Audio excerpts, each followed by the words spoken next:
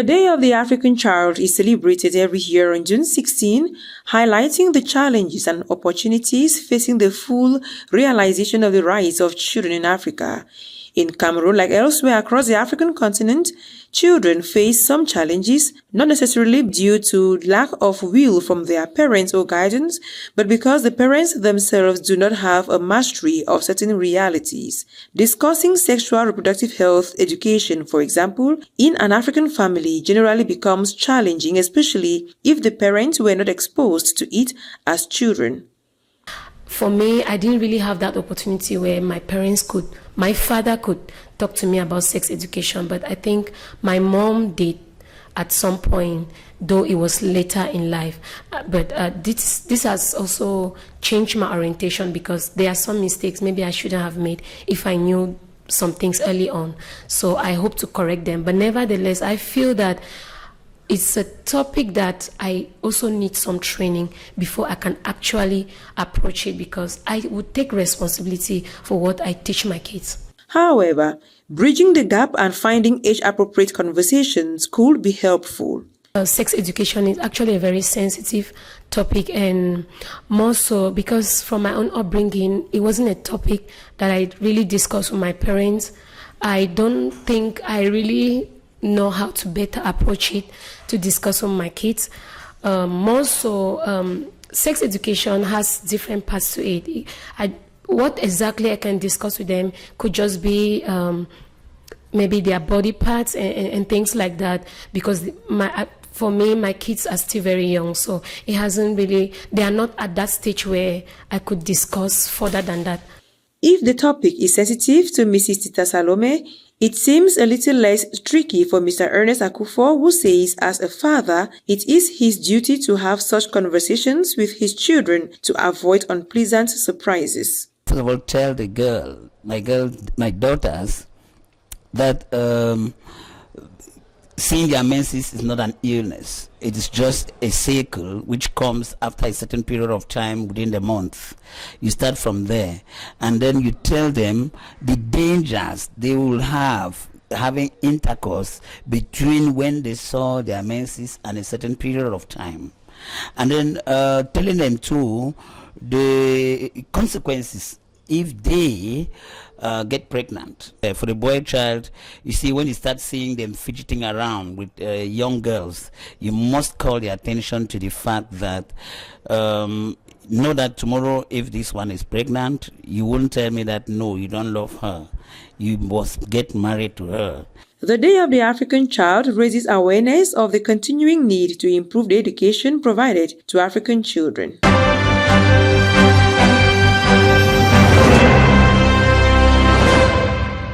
Le droit à la vie, à l'éducation, à la santé, à une protection, à un environnement familial sont entre autres les principaux droits de l'enfant, tout en comptant ses devoirs.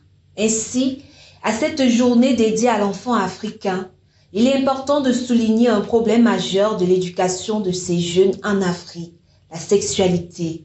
Il est de plus en plus courant d'observer sur les réseaux sociaux les vidéos de jeunes se livrant à des activités sexuelles. Pour le cas d'espèce, des enfants âgés de moins de 18 ans, la responsabilité est parentale. Dès qu'il y a un sujet sur les réseaux sociaux, je les appelle. Et sur le sujet, on en parle directement. Où je leur dis souvent, il n'y a aucune contraception qui est parfaite en dehors de l'abstinence. Donc j'essaye de leur montrer, de ne pas avoir honte de leur corps, mais de ne pas être pressé de connaître leur corps, parce que je n'ai que les filles.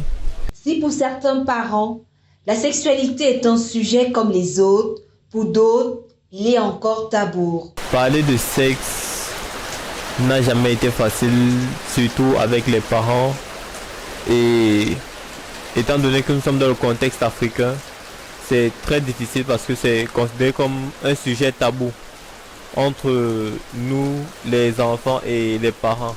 Pour d'autres encore, il faudrait attendre que l'enfant ait un certain âge pour en parler.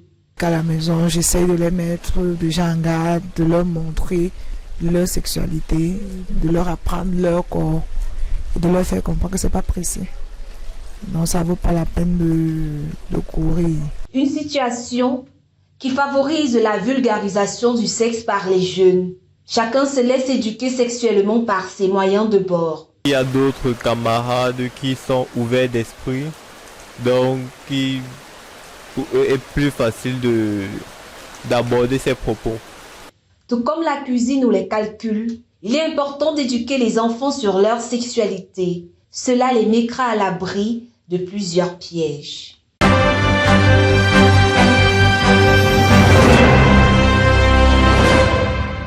A blend of diplomacy and tourism is very essential when it comes to the growth of a country's economy, more so when the connectivity is ensured via flights. Experiences are gotten, values shared, and cultures discovered. So the Gabonese High Commission in Cameroon and AfroJet Fly Gabon that I'm representing in Cameroon and Nigeria wish to seize this opportunity to sensitize the different communities in the respective countries that we cover to make them able to fly to their respective homes to meet their families and to enable the business people do their business.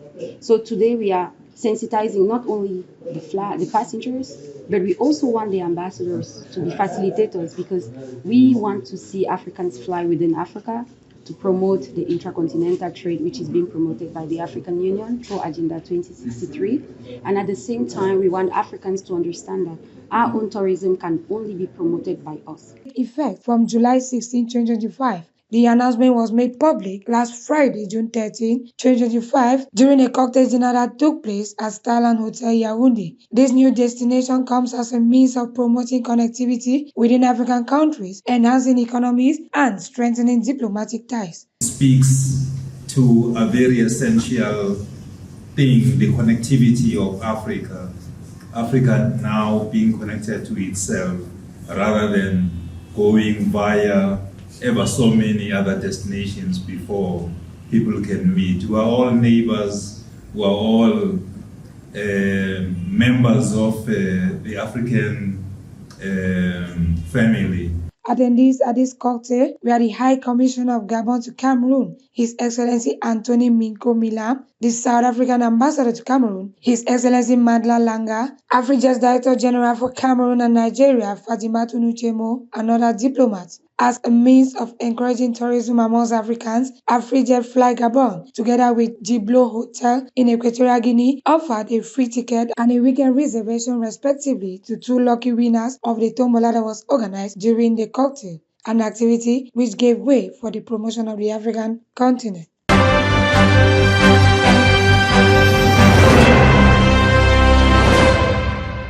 L'alliance de la diplomatie et du tourisme est essentielle à la croissance économique d'un pays, d'autant plus que la connectivité est assurée par les vols. Des expériences sont acquises, des valeurs partagées et des cultures découvertes. Cette rencontre nous permet d'associer l'aviation à la diplomatie parce qu'en fait, on souhaiterait pouvoir faire comprendre aux différents peuples des pays que nous desservons que tout commence par une ambassade pour un visa. Nous souhaitons vraiment que les différentes communautés qui se retrouvent au Cameroun et au Nigeria, qui sont les pays dans lesquels je représente AfriJet, puissent savoir exactement notre but, de les servir pour faciliter le mouvement de personnes et des marchandises en droite ligne avec l'agenda 2063 de l'Union africaine qui non seulement voudrait que les Africains puissent communiquer, partager, échanger leur culture, leurs affaires, mais aussi promouvoir notre tourisme local. Afin de promouvoir l'économie africaine, notamment par le biais de l'aviation, la compagnie aérienne gabonaise AfriJet Fly Gabon s'apprête à lancer sa nouvelle destination aérienne vers Johannesburg, Afrique du Sud. Cette liaison sera effective à partir du 16 juillet 2025. L'annonce a été rendue publique le vendredi 13 juin 2025 lors d'un cocktail organisé au Skyline Hotel Yaoundé. Cette nouvelle destination vise à promouvoir la connectivité entre les pays africains, à dynamiser les économiques et à renforcer les liens diplomatiques. Ce sont des ponts qui se construisent, non seulement pour les affaires, mais également pour le tourisme, la culture, l'éducation et la coopération diplomatique. Yaoundé et Douala sont aujourd'hui des hubs de coopération, des plateformes essentielles pour la connectivité intra-africaine. Le choix de Yaoundé pour ce cocktail n'est donc pas anodin. Il traduit notre volonté commune de bâtir une aviation régionale forte, inclusive et prospère. Afin de promouvoir le tourisme en Afrique, Afrijet Fly Gabon, en partenariat avec Hôtel Djiblo en Guinée équatoriale, a offert un billet d'avion gratuit et une réservation pour un week-end à 2 heureux gagnants de la tombola. Une opération qui a permis de promouvoir le continent africain.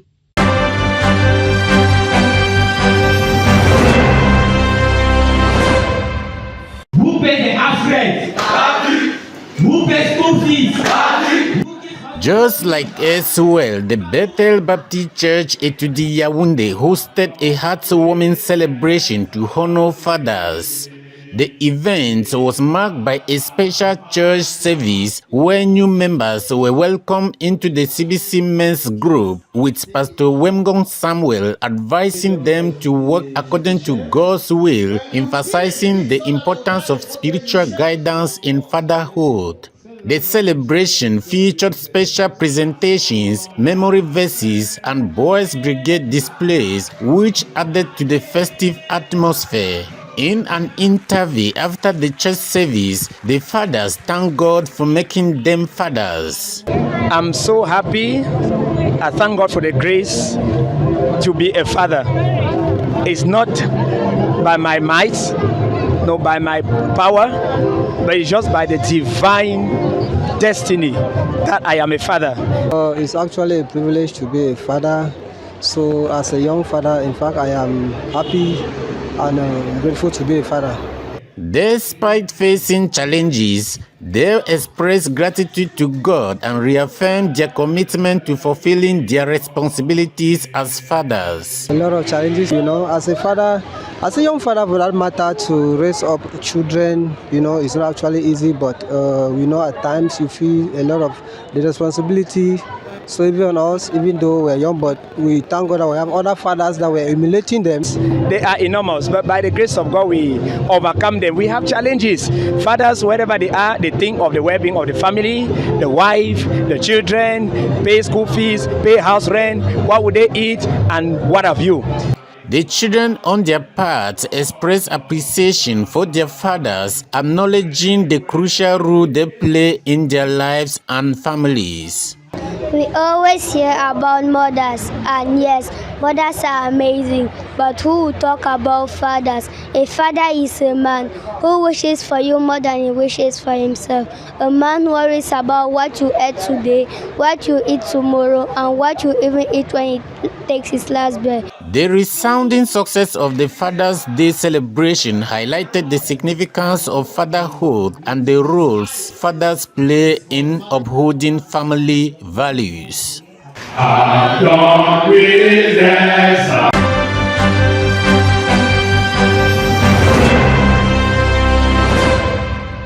Our fathers deserve to be celebrated, prayed for, and supported in their day-to-day activities as they toil for the good of the family. Those of St. Philip the Apostle Parish Etugebe were in the spotlight this Sunday, June 15, with the celebration of Father's Day.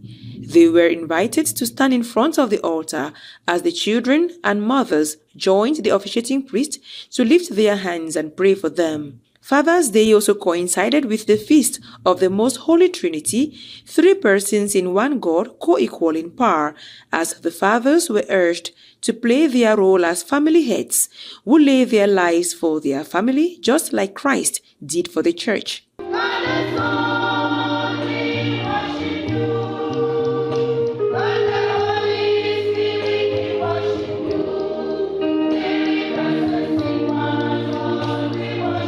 Celebrating their feast day, the Holy Trinity Choir, who animated the Mass, offered bread and wine before accompanying fathers in a special Thanksgiving basket.